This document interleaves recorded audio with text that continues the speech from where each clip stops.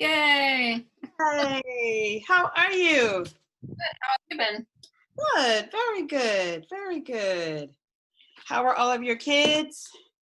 Good. It's just Easton. He's 4.5 now, and Ah, we were doing Montessori up until this year, and of course it got canceled because of COVID. mm-hmm. We've started to homeschool, and of course, I'm always into unschooling, like just everything about it. I love. Like I love Sudbury model schools, so I'm here. I just wanted to hear anything and everything. Yay. Were you able to watch the film? I saw like 45 minutes of it, but I had to teach from 4:30 to 6:30.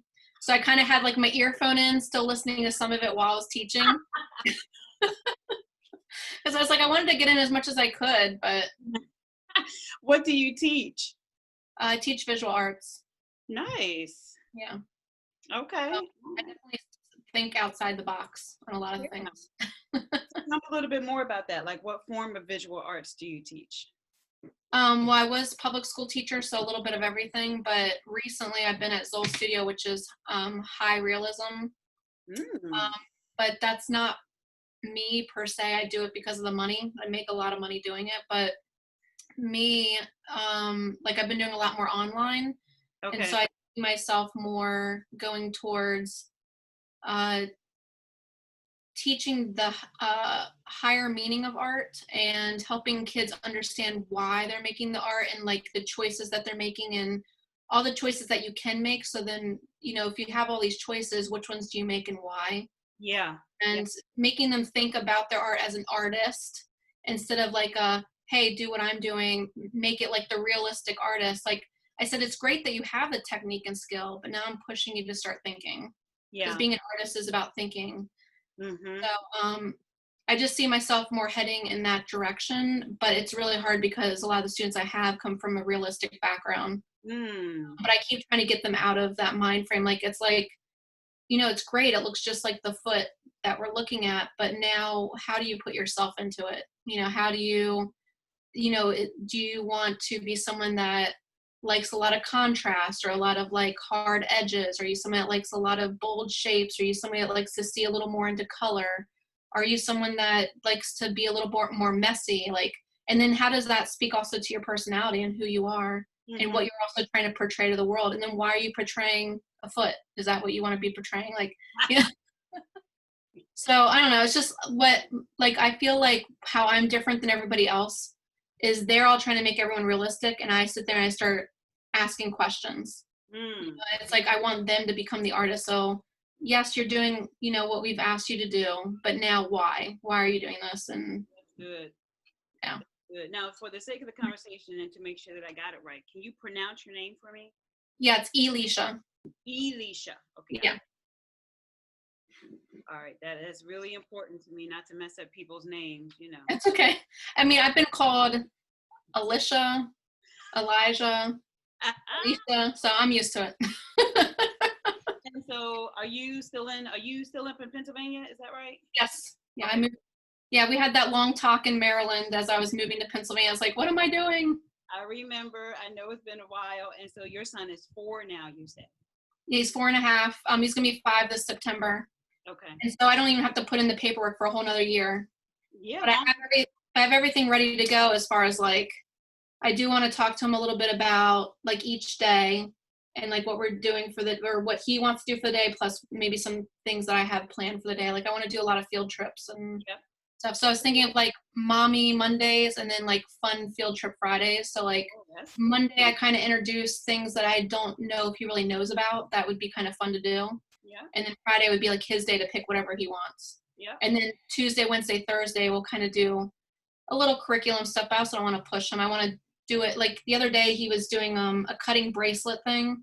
And it went into cutting kites and pipe cleaners and then getting the fan out to see how it flies. And it was like the whole 9 yards. I watched that video. That was too cute. And I was like, go for it. I'm just here watching.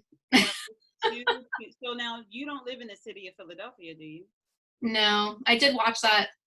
Now I live in New Freedom, but on the east side of 83. Right. So you have way more time. If he is just Oh, a yeah. year and a half, you don't have to let the state of Pennsylvania know anything. Compulsory age doesn't start until 8. Oh, I thought they changed it to 6. When did that change? I thought it was this last, was it the fall into the winter? I thought there was something that came through age 6, but maybe it's not I thought it was all of state of Pennsylvania, but maybe I'm wrong. So I know that originally in the city of Philadelphia, that was the case, that you had the city of Philadelphia, only Philadelphia, the whole state of Pennsylvania, compulsory school age started at 8. In the Yeah. city of Philadelphia, they wanted to see that you were homeschooling your kid when they turned 5. So you had So, to register as a homeschooler. Now, you're right, laws do change. And because my oldest is now 9, he would have had his first year, but like last year would have been his first year as a enrolled homeschooler in Pennsylvania. But I'll check that. I'm gonna make a note to check that, 'cause I don't know if the laws have. the last I heard, I thought it was 6, but it'd be good to know the final verdict on that. Cause I mean, if I don't have to do till 8, then I just feel more free to do whatever I want. Absolutely. I just feel like there's more freedom in that. Like even him like trying to do numbers, I'm like, hey, why don't we get out Uno or let's get out War and play a game? Like Uh-huh. it doesn't have to be all. I hate worksheets. Well, Elisha, you are the first one on the call today, and I suspect that we're going to have a lively chat because there's a lot of folks that had a whole lot to say about the movie. Yeah. And I see that some other friends have joined us. So let me just get myself all set up here. I gotta get my phone going so I can get friends here. And so the purpose of the discussion tonight, we're going to be on for about an hour. And I always say about an hour, but as soon as I'm getting off, more people get on, and I'm like, wait, no, we're trying to leave.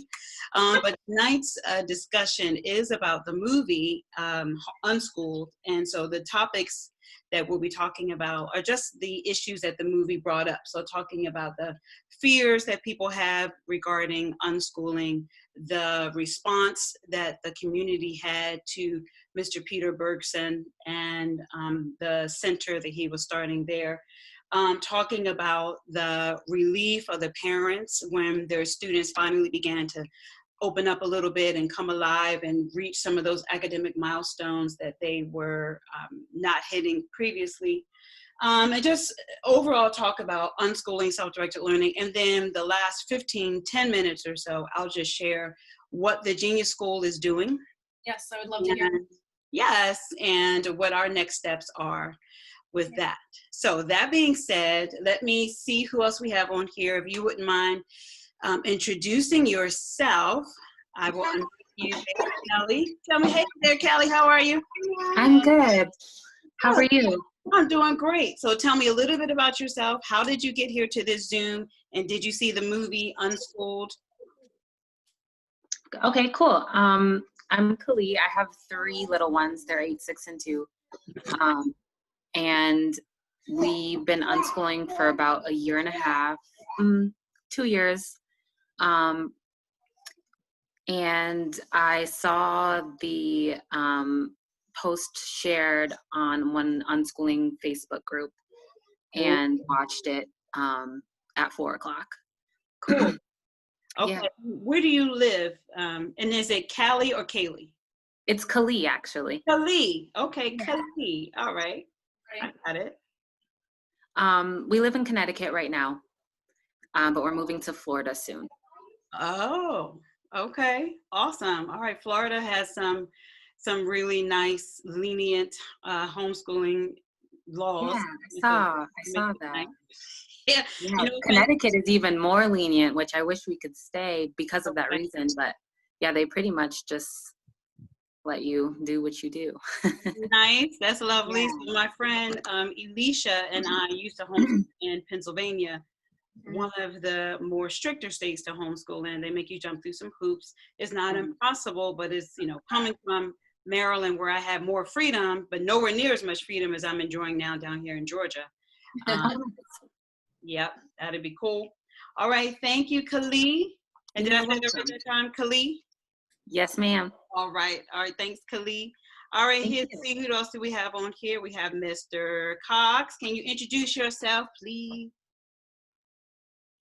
Sure, I'm Cody Cox. I am a producer, live studio, and live stage production manager by trade, and also a member of the Junior School Board. So here to also, I watched the movie, and we can talk about it, we'll get into it, but a phenomenal, phenomenal movie. And even from a production standpoint, very well done, very well shot. The selection shot the directors used were superb. I'm going to watch it again. I'm hoping to see it again because I want to go back and look at some critical things that they did, but ready to discuss nonetheless. All right, and I don't know if the producers have plans on releasing it again in the live Q&A afterwards. It did not sound like it. So I don't know what the future is. I know I've been waiting a long time myself to see the movie. And so I'm glad I was finally able to hop on. So let's go ahead and jump in. Now, so many people have said they're going to join this conversation. So the way it'll work is as they hop on, Cody, I'm going to give you, if you don't mind, co-facilitator so that you can, you know how you do your magical co-hosting. And you can add people on as they hop on. Okay, make sure we get all things. Thank you. So let me introduce myself. For those of you who don't know me, my name is Karima Akila. I am an unschooling mom of 6. I have been homeschooling for the past, I don't know. I'll tell you that my oldest is 21. And so I started back when he was born, and we just never stopped. I was a teacher before I came home with the kids. I then began homeschooling my kids, and I did a really good job of recreating school in the home. It was crazy. I was ringing the bells, and the children were dressed in uniforms, and it was crazy. And I almost burnt out. Matter of fact, I did burn out, and the kids were burned out. It was just a hot, terrible mess. And it wasn't until we were just about to hit that breaking point where I said, you know what, there's got to be something different. And I began doing something that I said I would never do. I said that I would never unschool. I thought that it was irresponsible. I thought that how in the world could a kid ever learn anything if you don't make them learn something? And I just did not see the value. But life led us in that direction. And we started off first classical mornings and then delight-driven afternoons because I wasn't ready to completely let go. But then the children were very smart, and they woke up one morning and did delight-driven afternoons before breakfast. And so they were so engaged that I felt like I was interrupting them. And so that really solidified us into the world of self-directed learning. And then my husband was diagnosed with leukemia. And so his year of fighting chemo and then his subsequent death completely led us into unschooling. And so, at that point, we were radical unschoolers, just dealing with the chemo and then his death afterwards. I just said, feed your bodies and your brains and we'll figure the rest out. But I saw my children blossom in that way. So that's my background. And then now, just to tell you where I am now, I am creating the Genius School. The Genius School is a micro, self-directed, democratic, decentralized, brick and mortar school franchise. And I'm starting first here in Atlanta. Really, I'll start wherever people would like it to be. So that's what I'm up to. I have graduated 2 kids, still have 4 at home. And hopefully you won't hear them or see them run through here.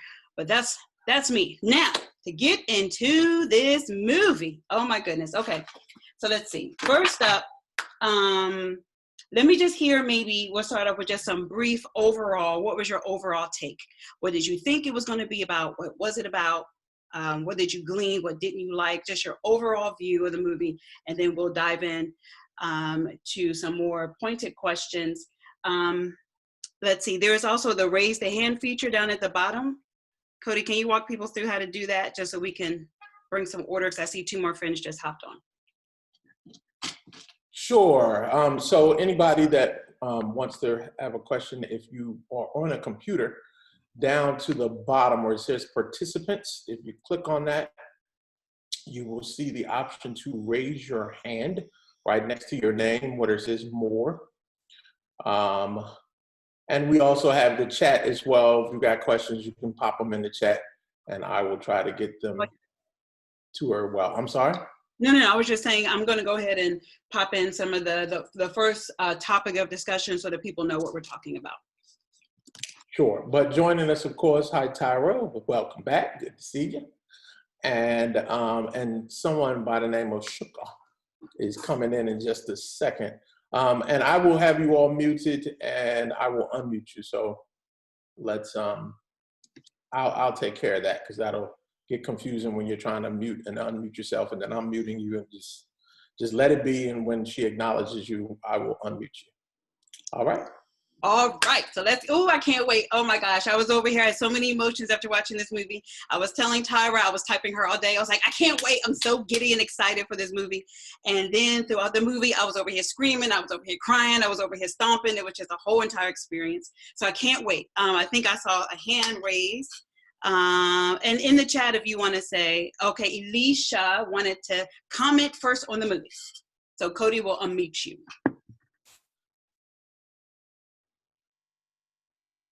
All right, just so everybody knows, I only saw like 45 minutes of it, but the part that I took most notice of is how the teacher was directing, like what the student was saying and how they were directing it into almost like a psychological approach and either creating positivity or changing that person's perception of how they were seeing life.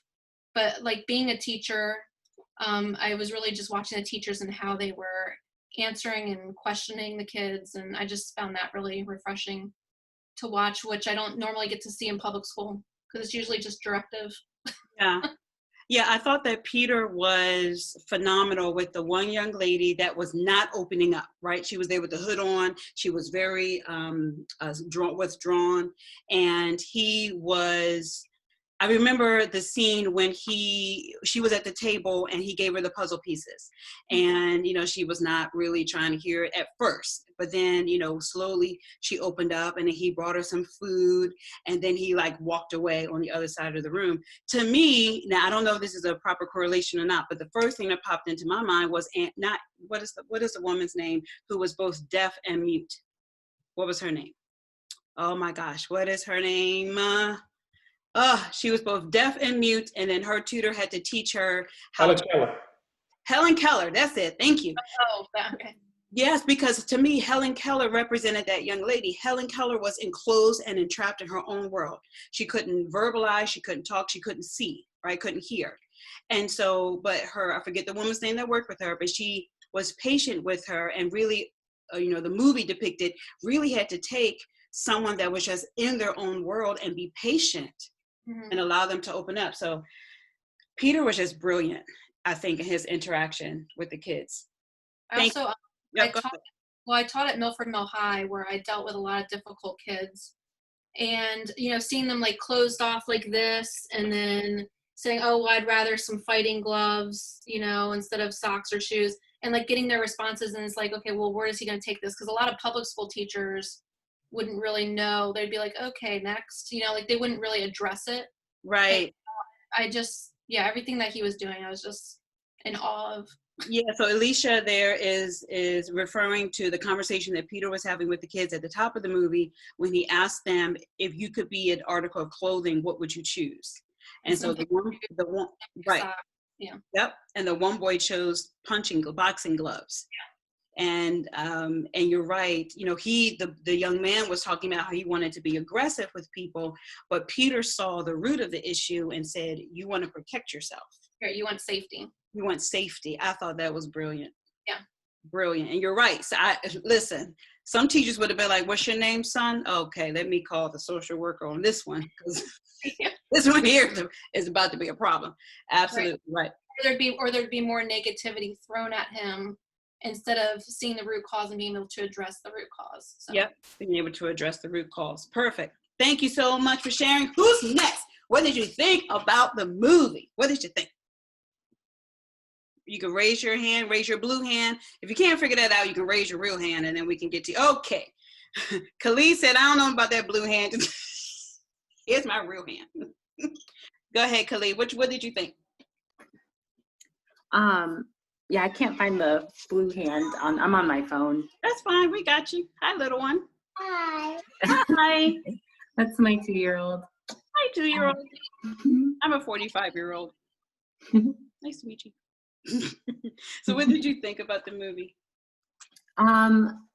I liked, overall, I really liked the movie.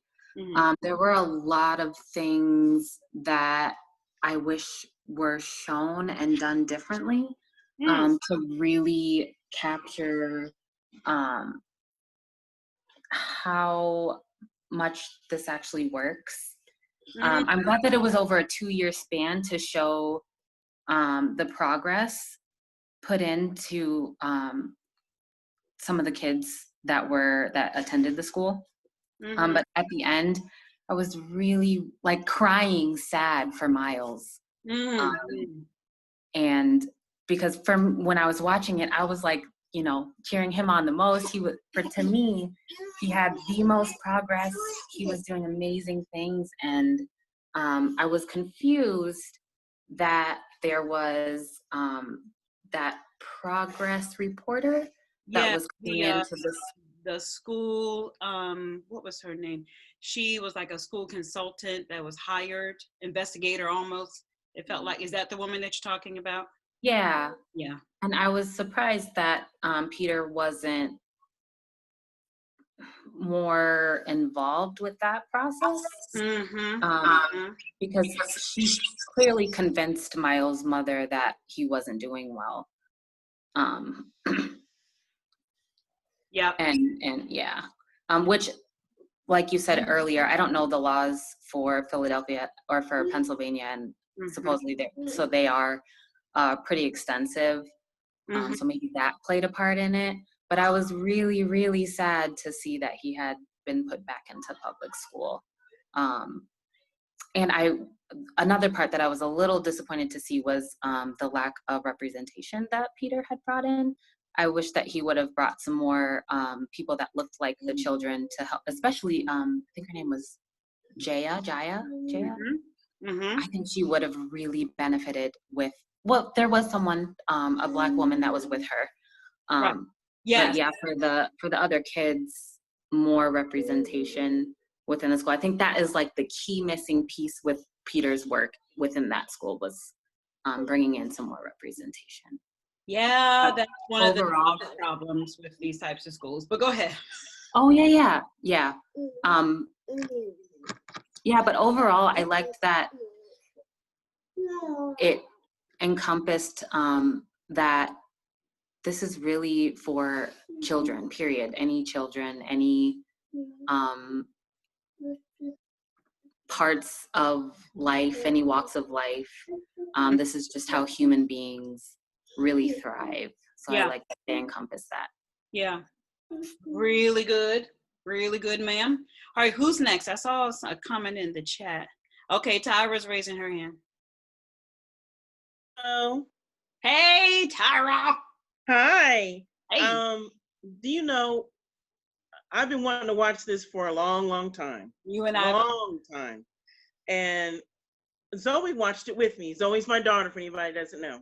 And listening, I really didn't comment much to the movie somewhat, but she commented a lot. And it was very interesting to see how a child viewed it as an unschooler viewing a movie about unschooling. And seeing other kids transitioning from high school, public school to unschooling. Yeah. And I tell you, I learned a lot more from Zoe watching it and commenting. She was disappointed. She said it was good. She really liked the young lady who wanted to be a vet. I can't remember her name. What was the young lady that wanted to be a vet? I don't remember, but she ended up getting the. Ended up working in the zoo, right? She loved her. She felt. I think Peter had made a comment to one of the kids. Are you bored? You don't know what to do. And Zoe, oh my gosh, that's like a trigger to Zoe. Really? She didn't like it?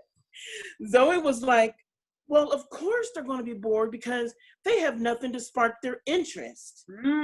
Zoe is more, because this is how I was with her in the deschooling process. I put a lot of things out for her to be interested in. Mhm. You know, I went out and I got, like, say for science, I got kits on how to grow seeds. Mhm. Or if it was language art, I got a lot of books. Well, not books, but like writing prompts. Like, what do you want to write about? Mhm. Creatively draw something and creatively write. I mean, we had boxes of different things to do in each box for different subjects or interests or whatever have you. And Zoe felt that they needed something, because Zoe's a visual learner. Mhm. She felt like they needed something more visual to choose from, to see, like, oh, that looks interesting. Let me try out, maybe if they had some kind of music instruments or something like that. One girl who couldn't, I can't remember her name, Jaya, I think it was Jaya, who couldn't speak. It was hard for her to talk about how she felt. I could see that. Mhm. I could see that there was maybe a little issue with her communicating. Mhm. But she communicated well through music Mhm. and the words that the singer was singing, you know, Mhm. that helped her to read. So that, in that instance, that was brilliant. I thought that was brilliant. For that That was one brilliant. went out the rap or whatever it was, and Nicki Minaj, not my personal favorite. But But if that's what's gonna take, you know, for you to read, if that's your interest, the thing that'll lead you, have at it. and her story with her dad breaking down, so happy that that got me. I almost cried because Right. I was over here a hot mess. I was like, what an awesome parent he is. That he just felt like she was just, you know, what we may think might be simple could be life-changing to someone. Absolutely. And that was life-changing for her and for him. And for him. Oh. That story, I mean, they had a lot of good things to this movie. It's just that, like the woman that was before me speaking, I can get what she's saying. Yeah. There were some things that she wishes just would have came out a little bit more differently, maybe. Yeah, maybe show more of the success, you know, of Yes. self-directed learning. More of the process. Yeah, they didn't, yes, they didn't really show a lot of the process to me that is so important when it comes to unschooling. Yeah. Because the process is amazing to me. Yep. But you know what they did do a lot of, though? I felt like the whole movie, 85% of the movie was the deschooling process, which is equivalent, you know, to if you're addicted to something, that withdrawal. You know, it's not pretty. It is messy, it is scary, you know, especially if you're coming from an indoctrination of school, going to this degree of freedom. Right. You know, a little skittish. Yeah. Right. Yeah. You know, you're right. I agree. It was. That's why I told Zoe, he's mostly just deschooling them. He's, you know, and like the one before me that spoke, I can't remember her name. I'm sorry. He was more psychological. Yes. Yep. Khalid did that. He was more psychological. Right. Yep. And I was so disappointed that the young man who was a photographer, Miles. Oh, I was so disappointed that happened, because I told Zoe and she was all rooting for him, like, oh, mommy, he's selling his paintings. That is so what a confidence builder, you know. And then to find out that he went back to public school, she was really disappointed in that. Yeah, but that's it. You know, we don't. Cody and I were talking about that. It's not clear as to exactly what happened. Yes. And then if you stayed on for the panel discussion afterwards, he was there and he went on to share. He went on to share that even that little bit of time that he had with Peter and at that school was life-changing and pivotal. Oh, wow. Okay. Yes. He went on to say that looking at that film from where he is now is difficult for him to view, because he's looking at himself at a time where he felt like the world wasn't for him. He didn't know what he wanted to do, as opposed to, you know, looking at where he is now. That was phenomenal. Well, good. I'm glad that happened. I didn't see that. I didn't catch that. Oh, wow. Good. Yeah. Did he become try to do more in photography on his own? He said he was, and he did try and share. He did share his Instagram link handle. I didn't get it. He said it too fast. Okay. I missed it. You got it? Okay, Cody got it. Can you share it down in the comments then? Yeah, sure. I'd like to check that out. Sure. I've already been to his Instagram page. Look at you. Oh, wow. So he's pretty active. Yeah, I mean, his demeanor seemed to just wonderful, be completely different. when he started. Yeah. That's great. Well, that's good. I'm glad that I didn't see that part, but that's wonderful to hear. I'll tell that to Zoe. That's wonderful to hear. Thank you, ma'am, Miss Tyra. Oh, two of our new friends that joined. Let's see. I do not want to mess up your names. I'm going to say Miss Abdul Malik and then Miss Shuka or Shuka. I shouldn't assume Shuka or Abdul Malik. If one of you would like to just jump in, we're just talking about what your overall take was from the movie, and then we're going to dive in because I have some stuff that I want to share with you all. Can't wait to hear what you think. Hi, so this is Kaniqua. Sorry, I'm in the middle of doing like so many different things, about to start cooking and stuff, so I'm not on camera. Fine, Kaniqua. I want to make sure I'm saying your name right. Kaniqua? Yes. Okay. So I really enjoyed the movie. So I found it, you posted in, I think, the like Black homeschool families or African American homeschool families. And I just enjoyed watching it. My 12-year-old was in here sort of semi watching it with me. Hi. While he's saying hi too. Hi there, 12-year-old. Back my iPad. He was on here just practicing, like doing his own little animations and things like that. So he kind of was asking me questions like, well, what is it that they're doing and stuff like that. So I enjoyed it. It was eye-opening. I follow homeschoolers, but my kid, I follow homeschool and unschoolers. My kids were in or are slightly in public. I don't even know how to say it at this point. But for like a hot second a few years ago. So I still am in a lot of the groups. I just like following and hearing about it. So many of my close friends and family are homeschooled, but that's not where we are at the moment. But coming the fall, it just may be. So where do you live, Kaniqua? I'm in Maryland. Okay, what part? Columbia. Oh yeah, good old Columbia. If we did not move to Atlanta, my dream was to live in Columbia. I used to teach back in the day. It used to be called Dasher Green Elementary School. Now it's named after a woman, something learning center. It's right next to the East Columbia Library. But yep, so I know Columbia in and out.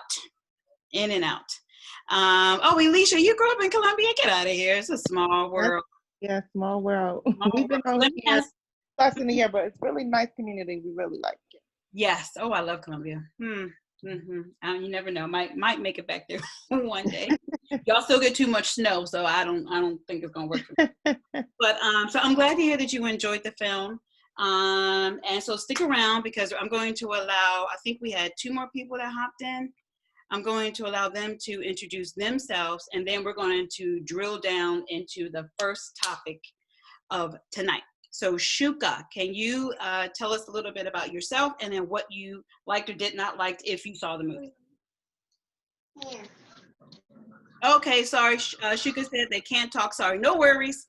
Whenever you can, hop in, or if you can only just type in the chat, that's fine. We can get your questions or comments. She did type in the chat that says, I watched part of the documentary, enjoyed seeing unschooling in a group setting. I love seeing more unschooling in the private setting.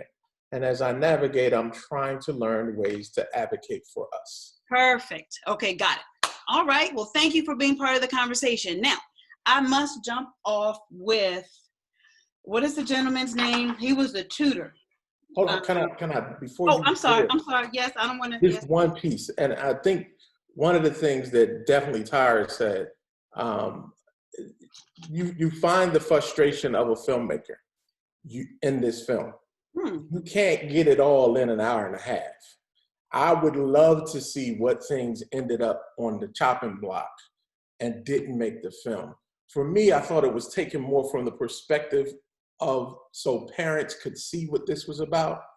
I, like you, wanted to see a little more what the day was like inside the school, and we didn't get too much of that. And then the role that the people he brought in played. We didn't get a whole lot of that. They just had you assume these people were there to help. But they didn't really talk about, and on the one part he did when they got in the conversation with the young lady about math and what type of math are you interested in, and then we can, focus and get your tutor there. But I wanted to see more of the day-to-day because I think parents had more questions about that. But I love the film, and I love the fact that they gave a perspective for total novices to unschooling to say what this is, at least. I thought it was a good, if you would, intro to what it is, opposed to, and I mean, it served its purpose. It's opened the dialogue for sure. Yeah, for sure. I'd agree. So first, thank you so much for sharing that, Mr. Cox. So what do you think about, now what was his name, Mr. Michael? We'll go with Michael. He, at first, if you didn't see the movie or didn't see all of it, he came in, he was a tutor for the young lady that ended up going to the zoo. And at first he was not hearing it at all. I'll just give you the background for those of you who didn't see that part. He was challenging Peter on, yeah, all they do is play. That's nice, but that's not going to get them a job. You can't, he made one quote, which was funny. He said, you can't draw yourself, into a job.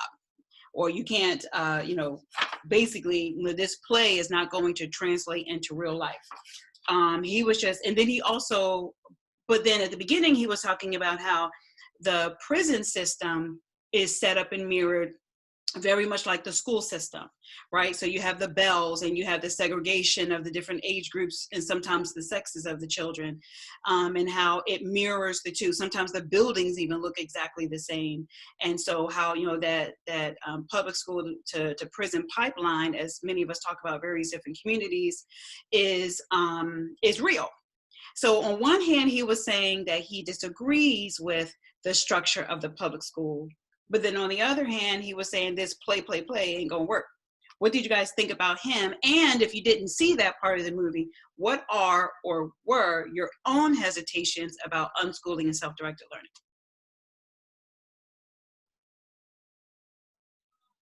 All right, we got Miss Tyra. Yes, I had some feelings on him. Yeah, I wasn't too happy with him. But then my daughter was like, Mom, but you have to understand, he doesn't have his mind as freed as we do.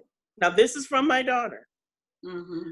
She said, he's stuck in that public school mentality that you need teachers in order for you to learn. Mm-hmm. And that's fine, because I'm not even gonna lie, I was one of those kids that I needed a teacher to learn because that's all I knew. Mm-hmm. My daughter, on the other hand, as you know, and as your children as well, look what your son did, which was amazing. Oh, that thing. Amazing. You don't need somebody to stand in front of you and teach you things all day long. Right.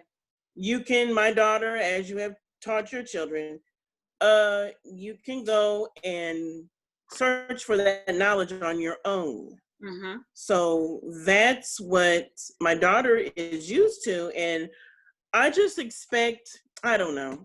I think I expected too much from him, I guess.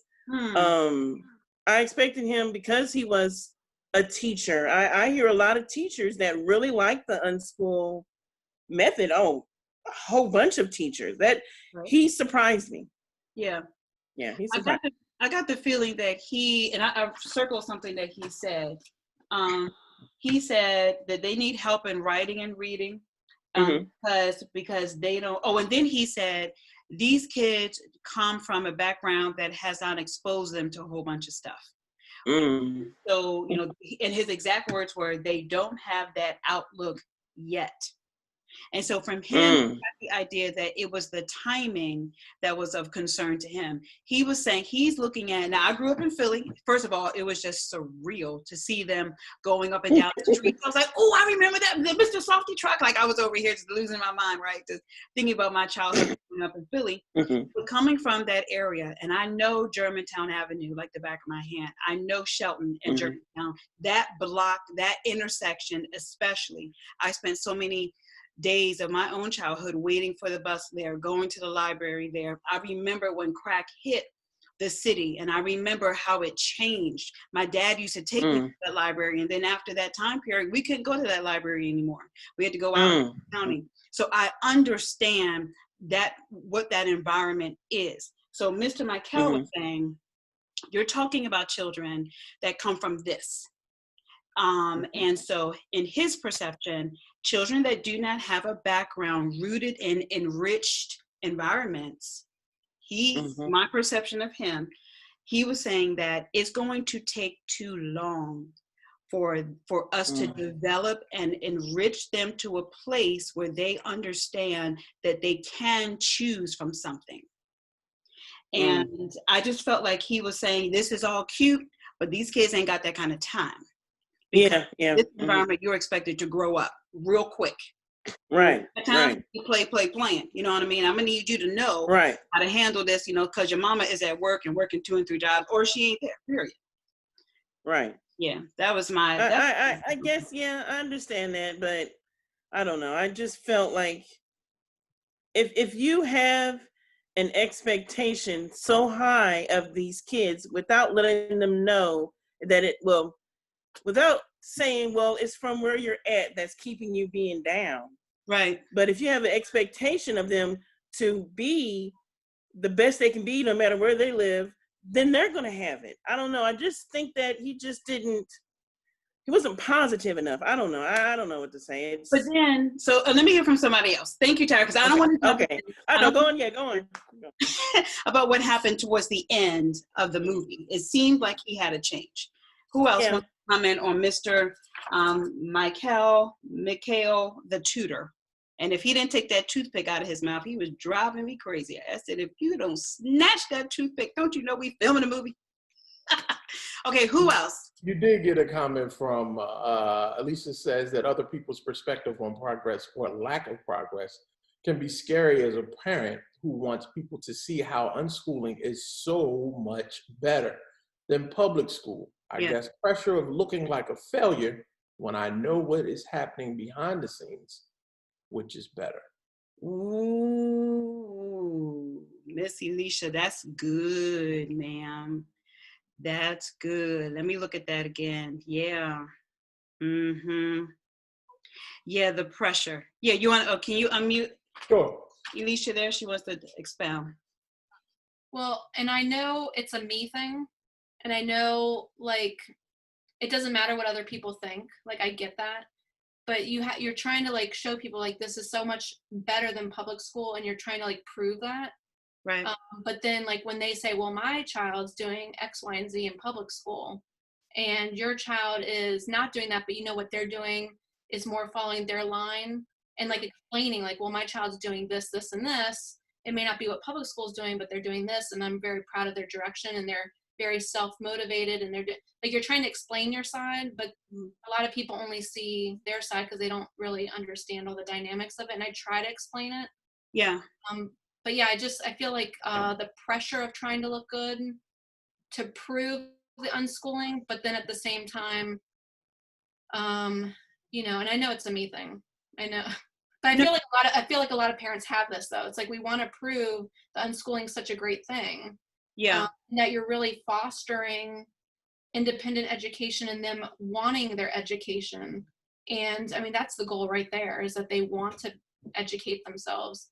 But then, I don't know, just feeling like the pressure to do more than where maybe the child is. That's good. And that pressure is real. When my children were younger, and, you know, at the time I was one of my first friends to homeschool. And so, you know, people would want to test my kids. And so they would ask them, you know, at a very informal thing, would be a cookout, we would be at church. And these were people that were not homeschooling. And at that time, I was not even unschooling. I was a very traditional school at home, homeschool. But people would test my kids and say, you know, so do you guys know, you know, like your 7 times table? Do you know? And just ask them random facts. And so that pressure to want to look good, to be successful in the eyes of other people is real. And I think that I wonder what Peter's thoughts are, you know, as the whole generator of this idea, because like we said at the top of the conversation, we saw this movie smack dab in the middle of deschooling. Yeah. And deschooling is like withdrawal. And withdrawal is not pretty.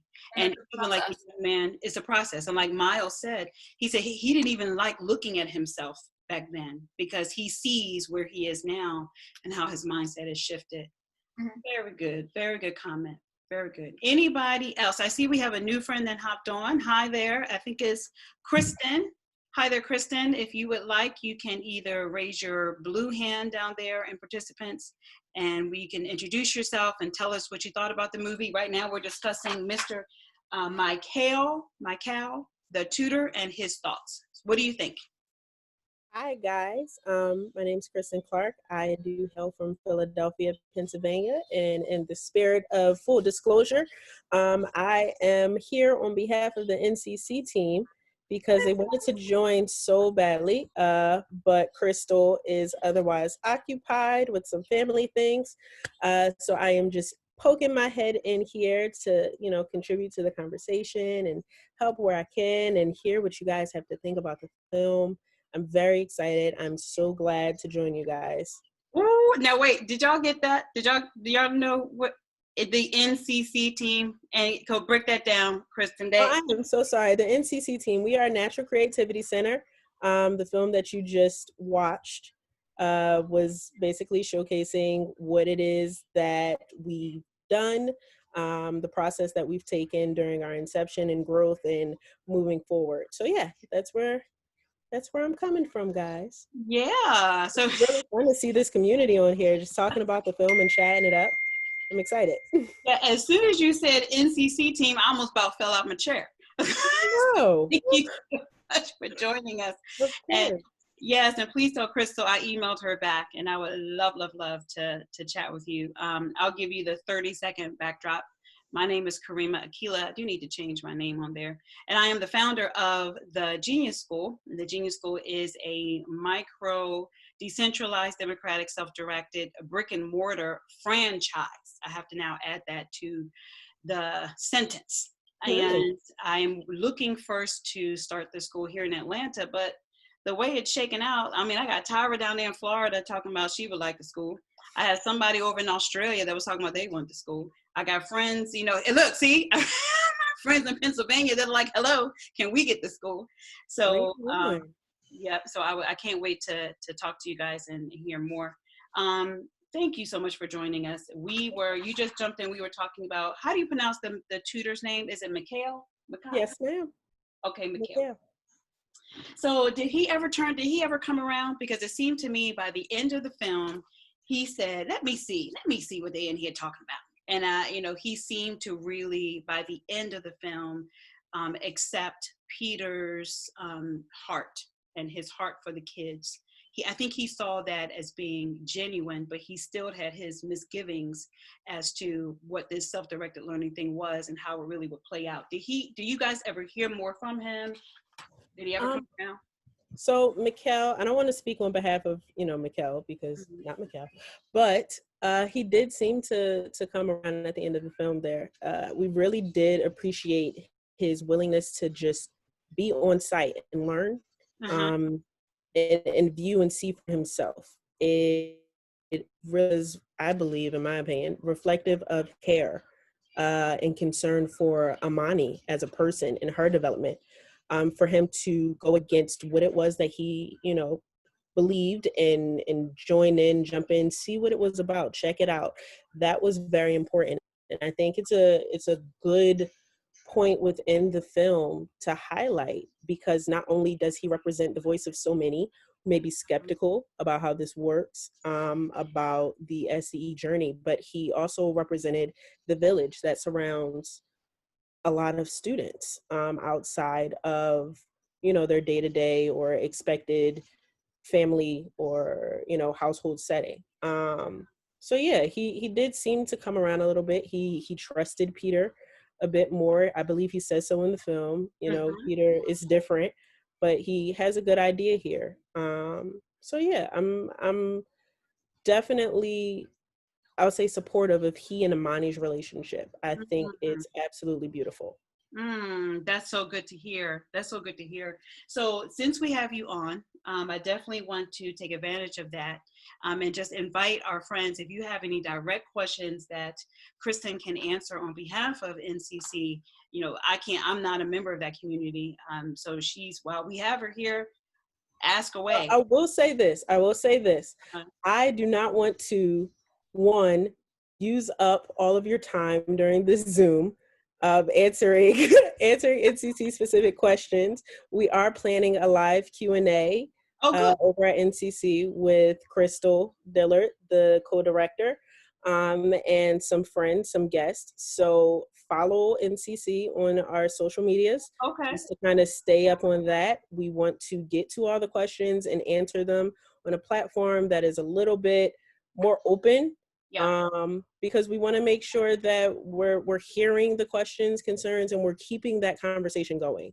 I think the dialogue around this film and the work that so many of us are doing in the SDE community, it's important, and breathing life to it just by talking about it is really, really supportive and helpful, and making sure that this kind of work continues to grow.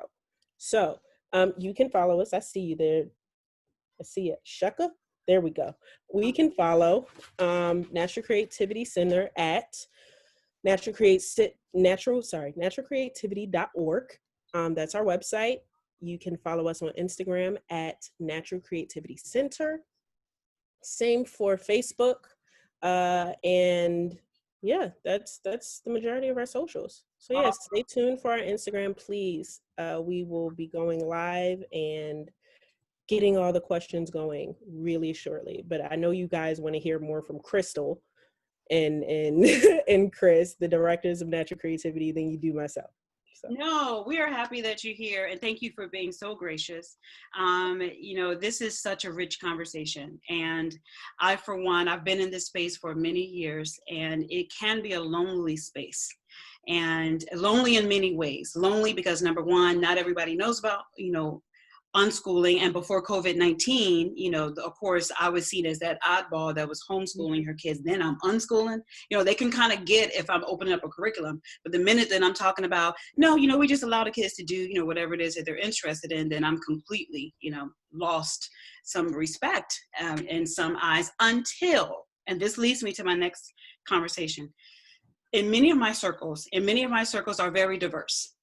Black, brown, religious, of various different social and economic backgrounds. And some of those circles, and I'll just be real with you all. I told you all I'm from Philly, and that when I left Philly, I came to Baltimore to go to Morgan State, lived in West Baltimore for many years, and then we moved up to York, Pennsylvania, a completely shift. And then now we're down here in Atlanta. In those different circles, and I'm just gonna put it bluntly because this is my experience, my lived experience. People of color, Black folk, Black and brown folk, did not understand what in the world I was doing. Some did, most did not.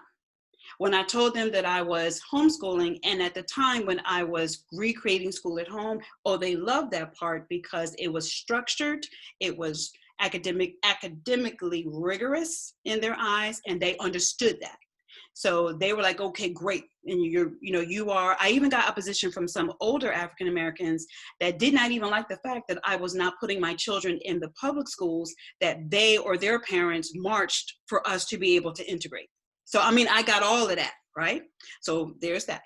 But then when I said that I was unschooling, child, please, they looked at me like, you doing what? And so, but it wasn't until they began to see the individual bright lights of my children begin to shine. Then I got the applause and the atta girls. I just posted a picture on my Facebook page and the Genius Schools page of my son, Zion, who is 16. And he built, I don't even know what it's called. I think he built a pull-up bar. And he went in the woods and cut down trees and fashioned them together with a screw and a something. Anyway, he built this thing and it works. And now I'm hearing all of that. Oh, that is so great. Innovation at its best. It's so great when, divergent learning. And so it's not until I think the larger world outside of self-directed learning, and I see your hand there, Kaniko, I'm going to get to you, is I felt like it's not until they see something that in their eyes mirrors success that then now self-directed learning was valid.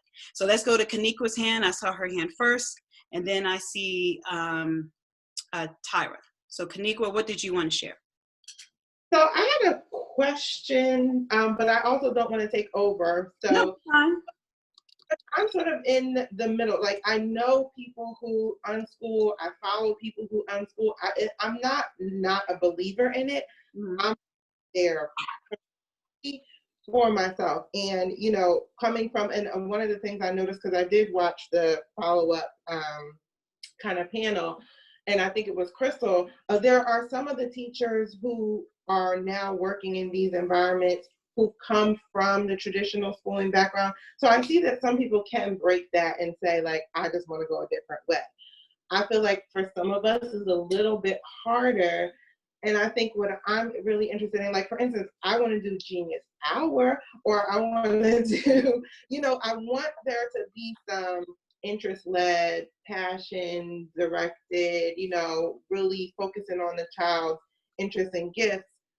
But, like, is there, and I do know one of the things that Crystal mentioned, but the young lady that was at the zoo, is that because she wants to do a GED, they are doing some more, because it was her choice, doing some more like focused, you know, instruction, direct instruction around, you know, the kind of traditional learning. Mm-hmm. But, and maybe, and it doesn't have to be now, but at some point, like, how can people maybe bridge that gap, especially for people who aren't all the way there? Like, they see the value, but aren't completely sold, or maybe their spouse isn't completely sold, or you kind of need to like ease in instead of just going full force. So I want to make sure that I got your question, Kanikwa. Your question is, how can we bridge the gap? Is the gap, I'm assuming that the final destination of the gap is fully unschooling and thriving and not anxious and stressed about it, versus where people are right now as far as being skeptical and scared. Is that what you're saying, that gap? Maybe that's it, but it's also like people who want to incorporate elements, because I think in some ways, like, traditional schooling is very anti, you know, like, there's some people who say, no, I want to assign you this math, but like for your passions, go figure out your own curriculum. Like, can those two things kind of work together in the same space for people fully ready to just say, you'll learn math when you're cooking?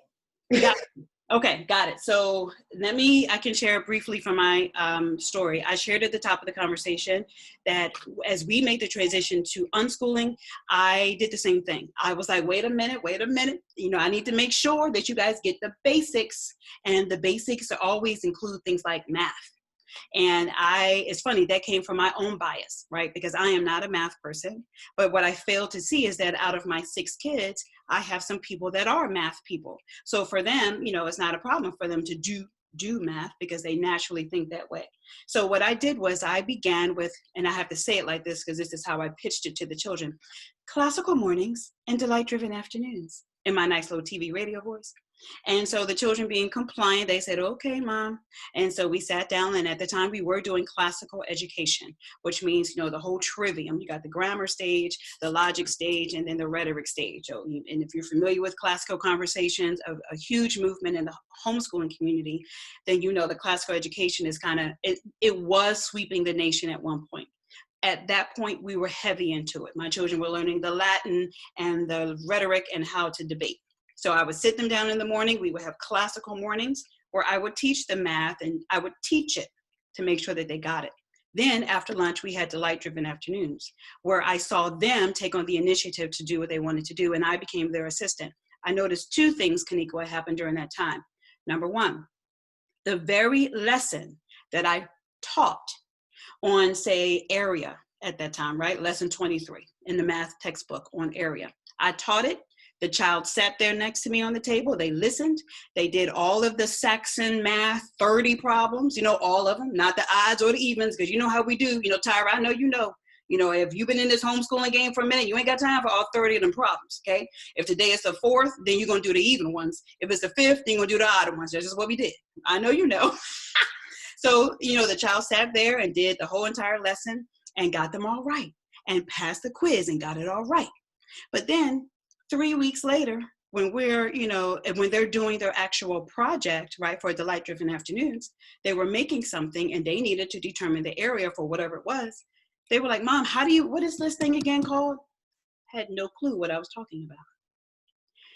And it's because of the definition of what learning is. The definition of learning is the acquisition of knowledge. And the question, Kanika, to ask ourselves is, what sparks that acquisition? What true learning is? Because all the teaching in the world does not equal learning. Just like all the cooking in the world does not equal eating. It all happens inside of the eater. It all happens inside of the learner. And so then the second thing that I noticed during that experience, Kanika, is not only were my children gaining it when they needed it, but then I began to relax and see that they would be interested in those subjects that I was afraid that they would not. And then even further, as my children got older, I saw, as I looked at my own life, I saw who I was as a person and what my gifts and my strengths are to contribute to the world and to the earth. And those are the things that I naturally gravitated towards. And the other things that I never used algebra a day in my life. Can't even tell you, what's the name of the theorem? Pi something, pi, I don't even know how to say it. But, right, Alicia's like, I don't know, because that wasn't me. But if you dropped me in, say, a school, such as this one, the Natural Creativity Center, where I could do whatever I wanted to do all day, I would have lived in the music room. I would have lived in the English department because I love words, I love books, I love knowledge. I would have lived with children because I love children. I would have lived in the arts because I love that.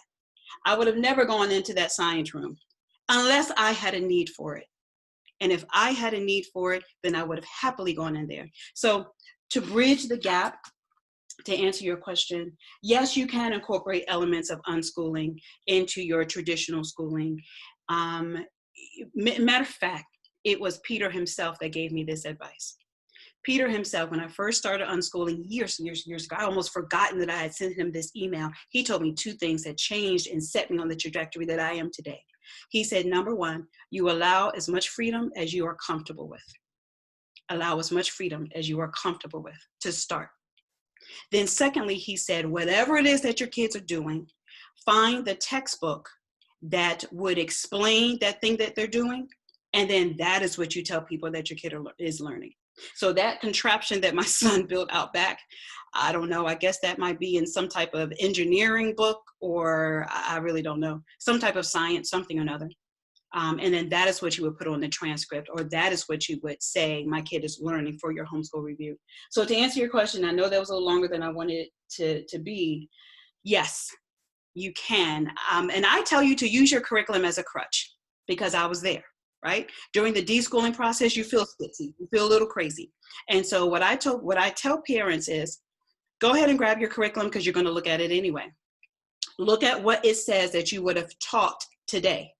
Write that down on a piece of paper, and then go live your life. Go do whatever it is you're going to do. Now, of course, prior to Corona, go to the library, go to the gas station, go to the grocery store, go visit grandma, bake the cake, whatever.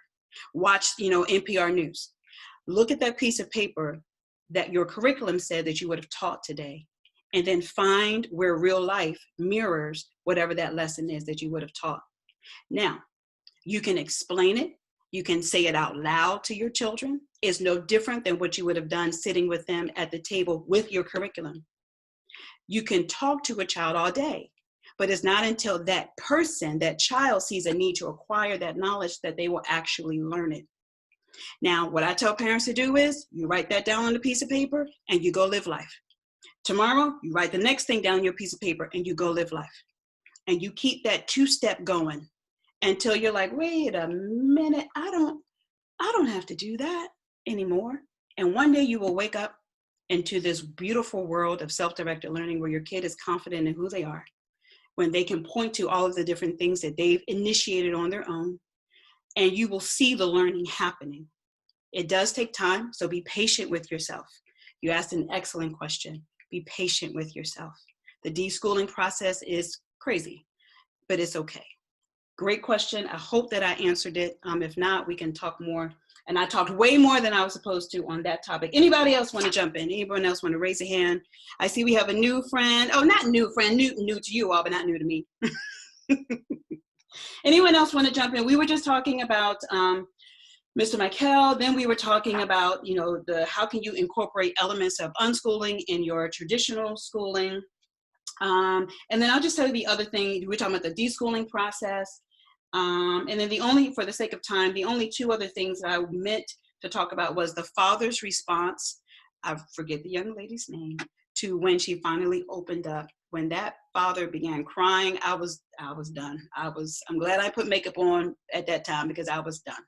So any one of those things you guys want to hop in on. And Tara's raising her hand, but just real quick, I will say about the tutor. I thought, even though we didn't necessarily agree with his approach, I thought he was a necessary part of the film. I thought he was very direct in asking and challenging the questions that parents may have about unschooling. And so, though it kind of made, I'm sure some of the viewers like, yeah, you know, that's how I feel too. And so I thought it was very necessary to have him in the film to be very blunt and direct about those unshores, those things that people are uncomfortable about when it comes to homeschooling. And I'll go to Tyra, so I ain't gonna take up all the time either. That's okay. What do you think, Tyra? Well, there are several things that you said that we could talk forever about. But there was one thing that the young woman was talking about, incorporating unschooling in every day, especially with math. Kanika said that. Yeah, especially with math. As you know, I went all the way up to pre-calculus. Ask me in my whole entire life, have I ever used from algebra to trigonometry to pre-calc? Never. Wow. So what I'm saying is that my daughter, as you know, she does love math, but she would never have to learn history and science, never. But math is something she wanted to learn. And before I was unschooling, we were traditionally homeschooling for 3 years. And we did Saxon, those 30 problems. I was making her do all 30 until I became, it was too much. She started hating math. So then as we transitioned to unschooling on her 8th grade year, believe it or not, and people sometimes just still don't believe it, we did no math, not with curriculum. That's right. And I wanted to tell Shaniqua, what is her name? The one before me that was asking the questions about incorporating? Kanikwa. I'm sorry, Kanikwa. My daughter liked to cook. So you use fractions when you're cooking.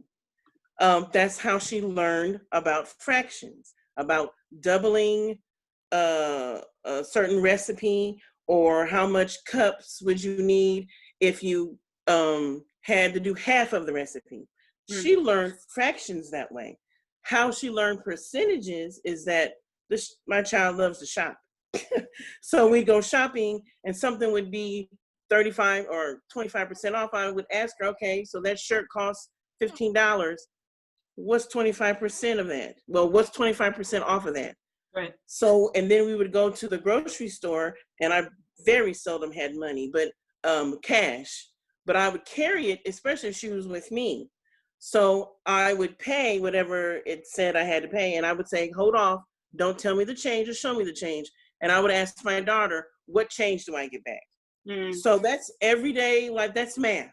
And then on top of that, which I'm going to throw out there, we're game schoolers. We play games that dealt with math. We play Yahtzee. Boy, if that don't teach you math, I don't know. That's about dividing, adding, subtracting, everything. So my daughter, as I said, loves math. She taught her own self pre-algebra.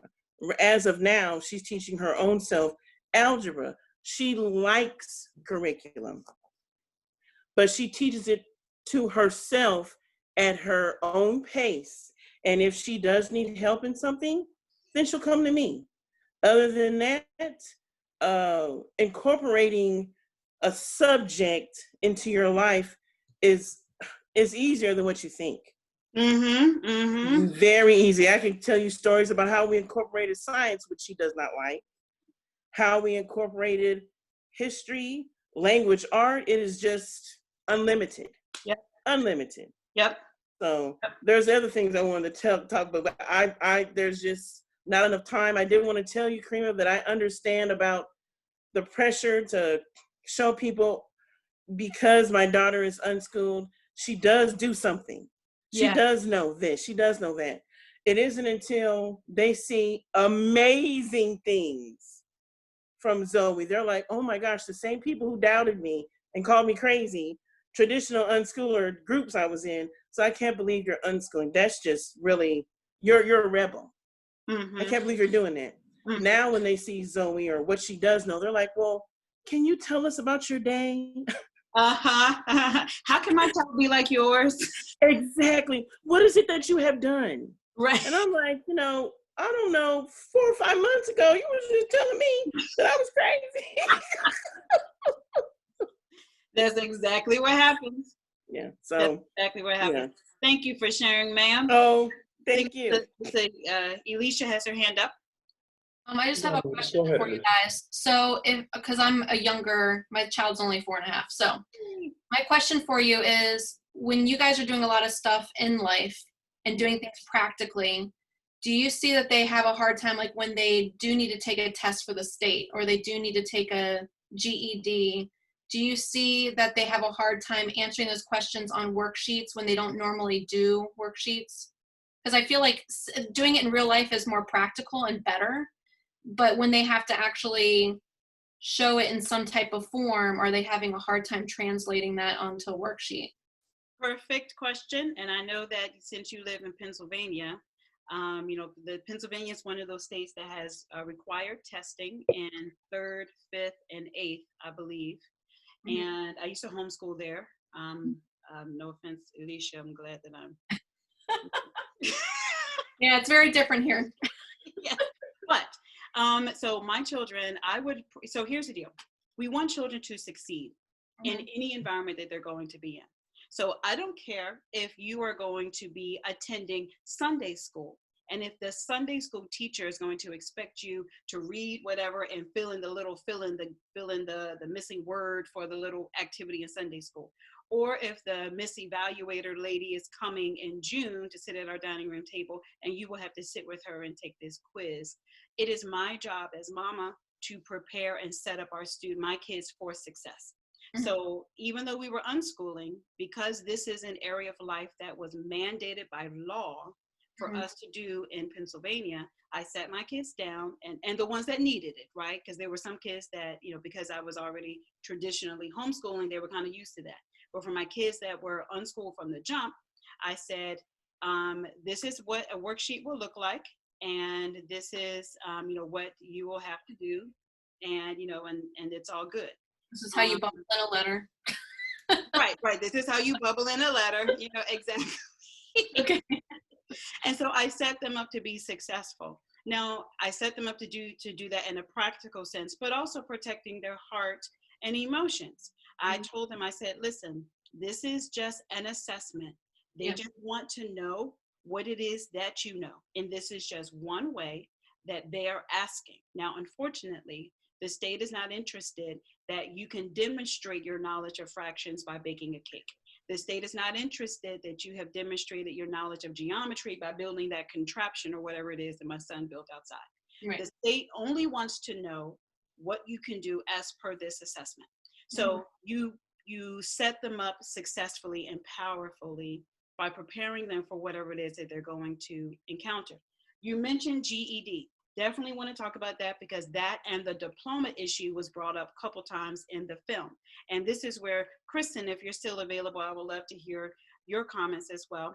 Let me just start off by saying, within the world of homeschooling and of course unschooling, self-directed learning sits underneath that world. You go by whatever your state says for issuing diplomas. Pennsylvania is one of those states that within the past few years has allowed, the state now recognizes a homeschooler's diploma.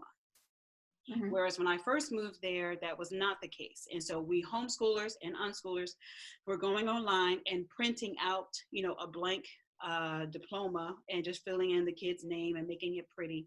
And that was sufficient. Now, for higher learning, of course, yeah, the diploma is nice, but I don't think any of the community colleges that my kids have applied to ever wanted to see the diploma. Now, I take that back. They were dual enrolled at that time, but even after they graduated, they didn't want to see her diploma, or did they? But even if they did, it was the transcript that held more weight. So it was that narrative transcript or the credits that they had earned under dual enrollment. But even then, talking about assessments, if it is the GED that your kid wants to take, or in certain instances will need to take. For instance, I believe it might be in Maryland, that in order to be hired by the fire department and the police department, you have to have either a state recognized high school diploma or a GED. And so there are kids that from homeschools that wanted to go into that line of work, that they had to sit for the GED. And again, if it is intrinsically motivated by the student, if it is what they want to do, then they are willing to subject themselves to whatever is necessary in order to get what it is that they want. So Kristen, if you are still there and with us, can you share what you guys do over there at Natural Creativity as far as issuing diplomas or GEDs, or what is that whole entire world like? Hey guys, I'm going to deflect to the example kind of laid out in the film. Amani wanted to pursue her GED. She made that decision.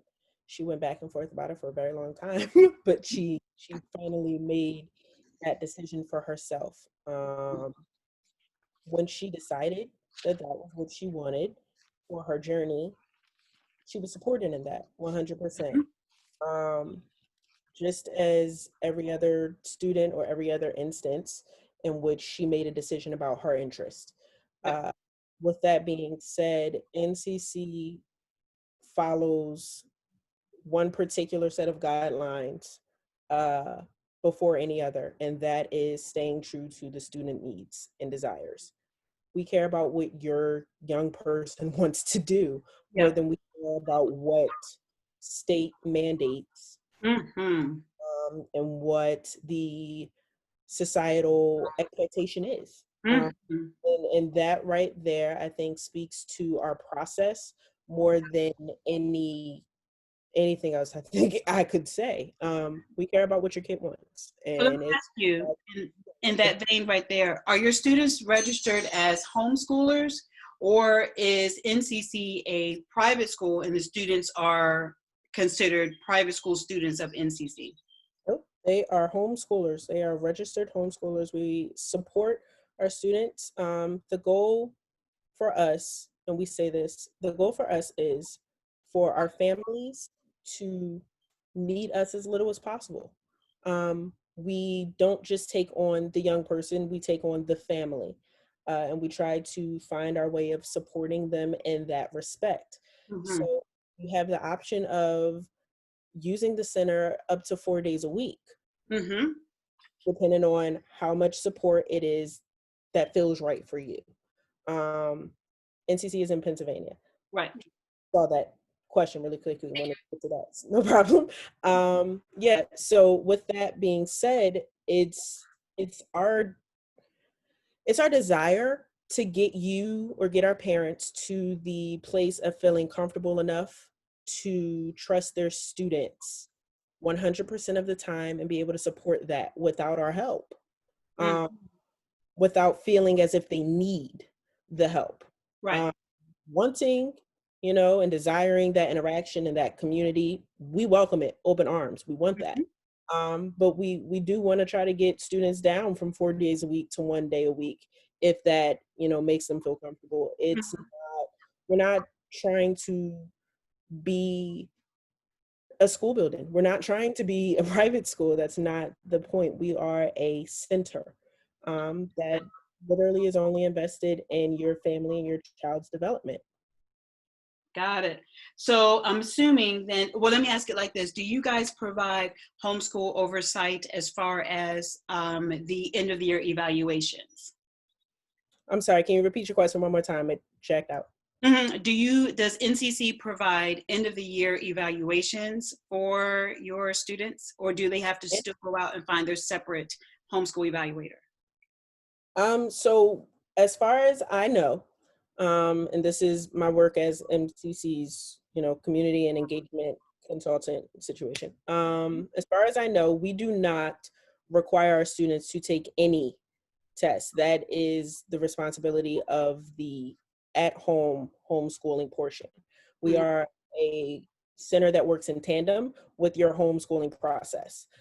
So if you would like assistance with, preparing for that, or with kind of executing the overall, just taking the test or taking, those steps to getting that portion of homeschooling complete, we will help, we assist in that area. But do we, pick a day where it's just like, hey guys, everyone come in, take the end of the year exam? No, we do not. That is up to families' discretion, if that is, the path they choose to take. Got it. Got that. That's very clear. Thanks for clearing that up.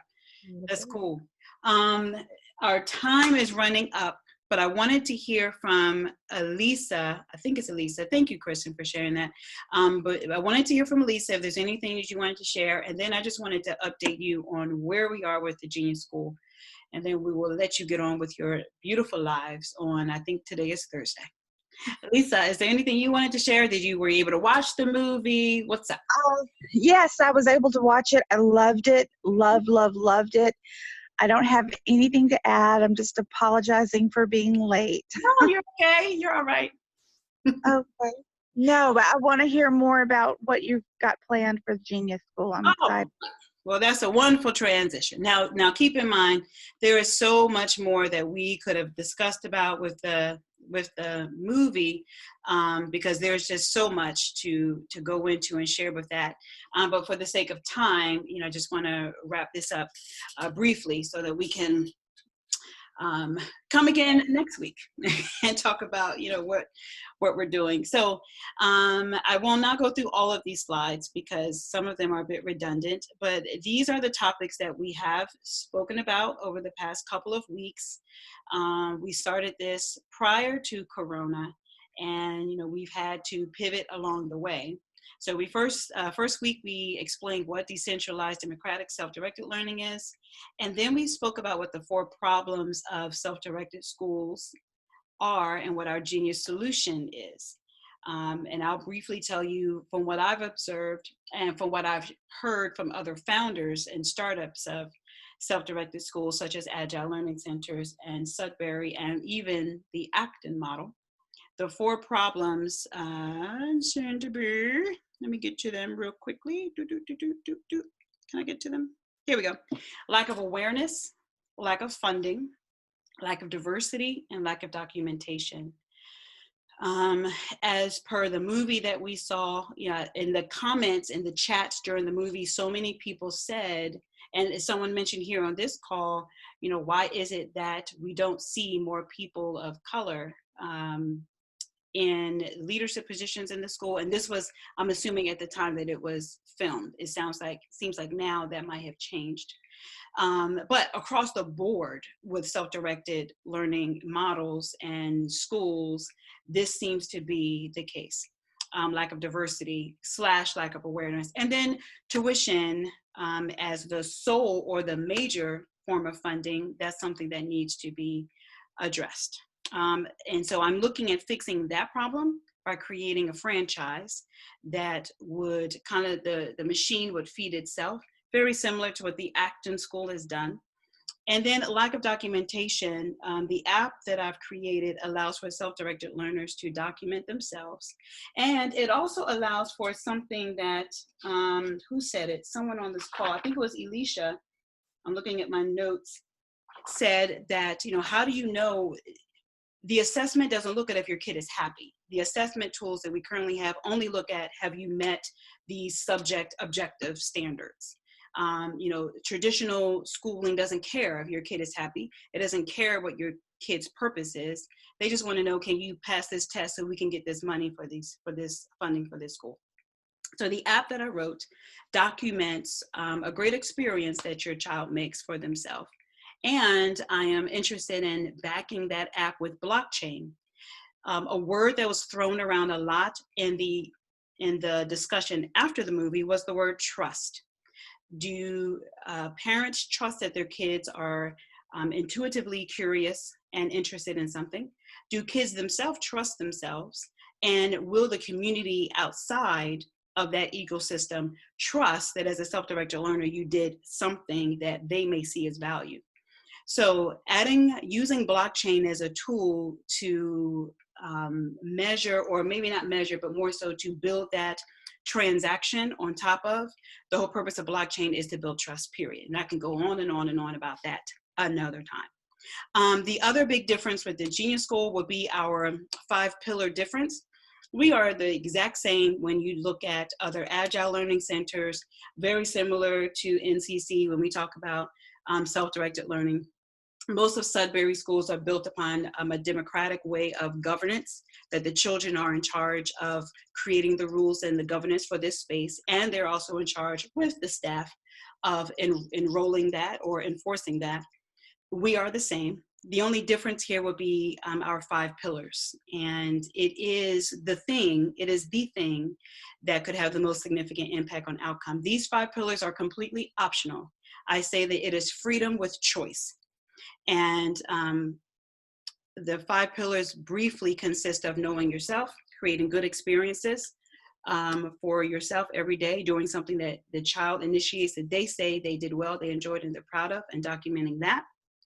And next time, if you have more questions about this, and I know I'm going through it quickly, we can talk again offline and I can go over it in more detail, but for the sake of time, just wanted to get through it briefly.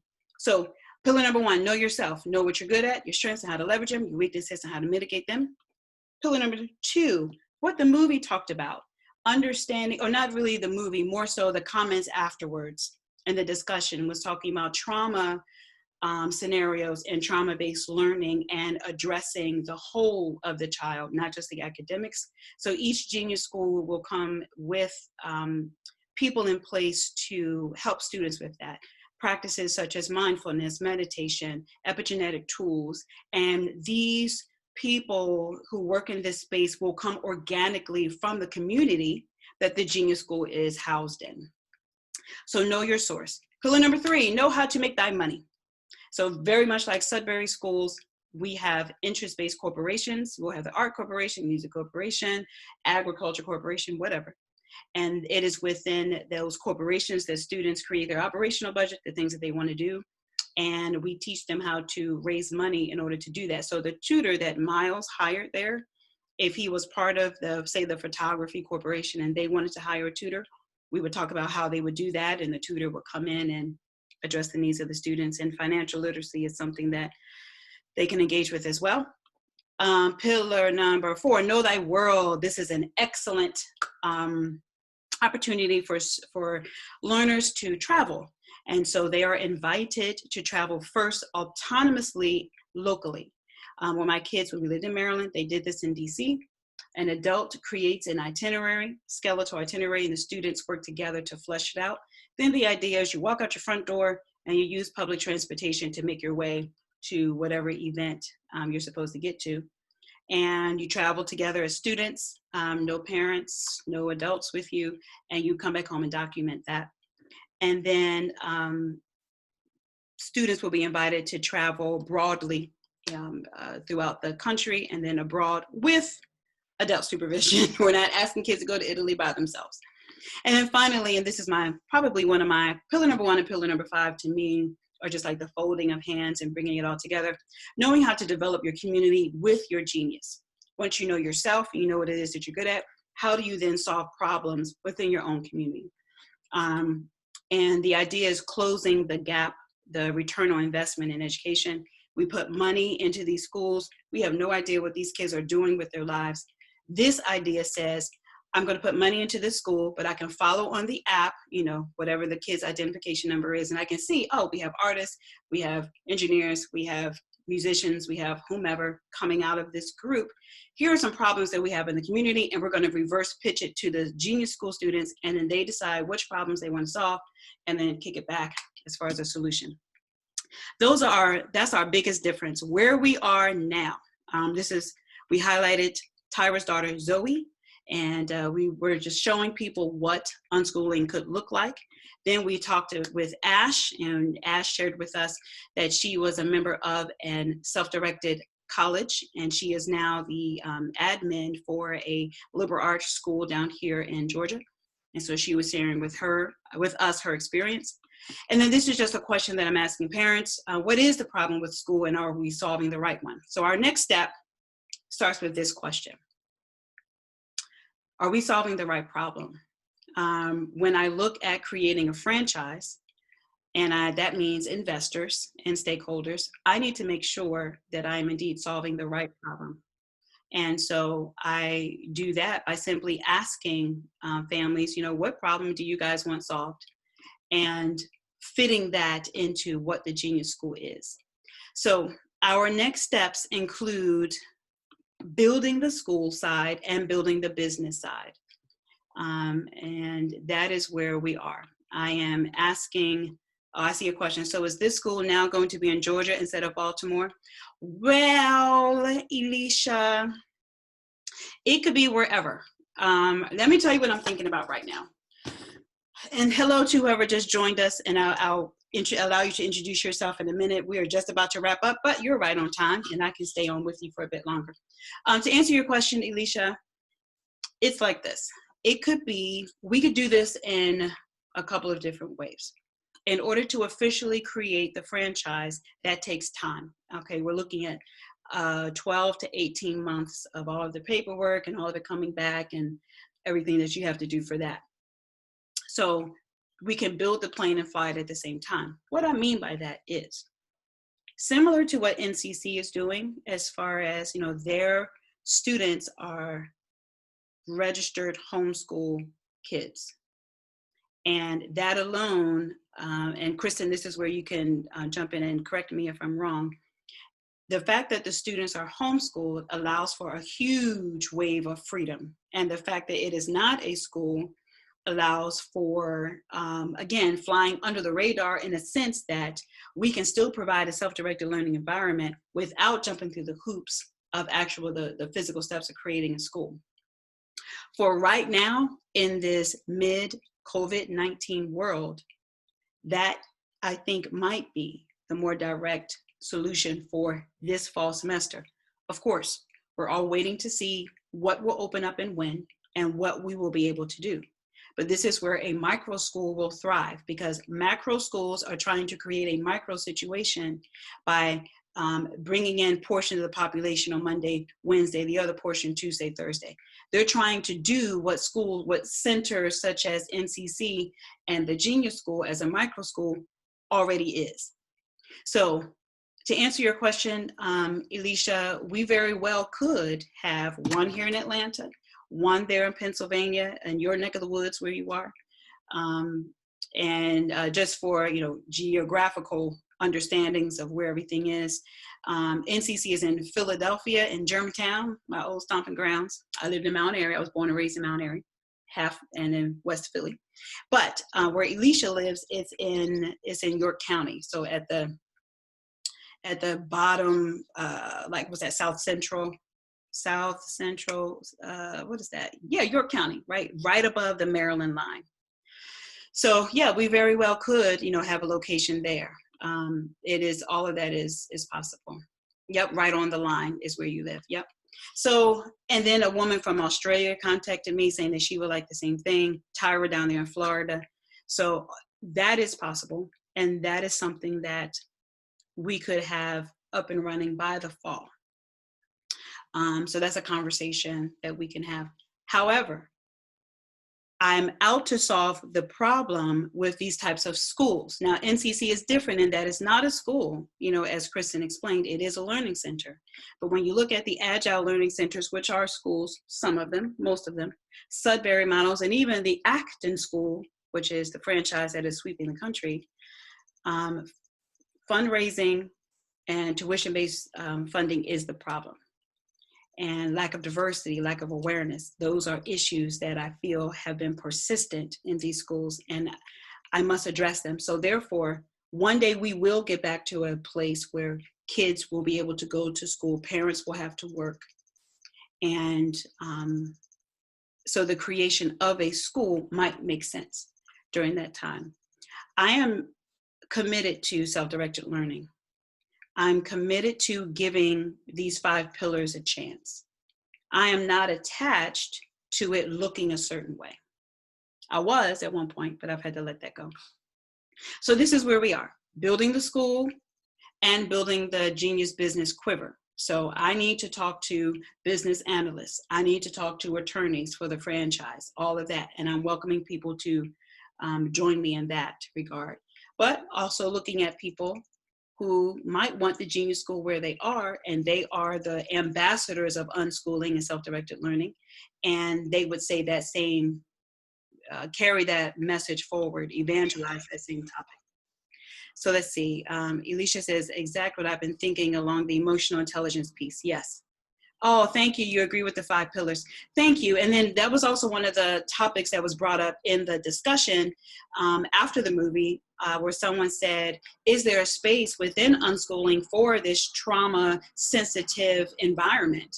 And I was over here like, yes, there is. I'm trying to bring it right here with pillar number 2.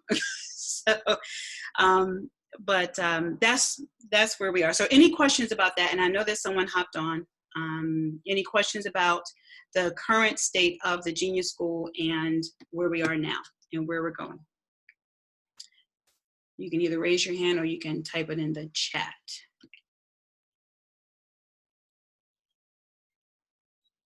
No questions so far? Okay. So between now and next week, I am looking at just what's possible for the fall, and I'm leaning more towards something similar that NCC is doing for now, only because of COVID-19, and that is leaning more towards opening up a homeschool type, cooperative type something. Let's see, Elisha says, could this type of school be an online community for kids too? It very well could. I'll put it to you this way. If the school was already in action, it would have to be, right? And in that case, we would be more so, facilitating, encouraging kids to continue their own independent learning at home. It very well could be that, and should be that. So that's where I am. That's where we are. And so if you are committed to self-directed learning, and if you believe that your area where you are could sustain a small group of kids coming in, then let me know, because I am looking at individuals that could fit that description. So if there aren't any other questions, I want to thank you so much for joining me. Thank you for watching the movie. Kristen and Elisha and Cody and Alyssa, thank you all for joining us. It's hard to find these people. Yeah, it might. Well, I don't know. I think that COVID-19 has done, in York, but I think that COVID-19, I know, it is York.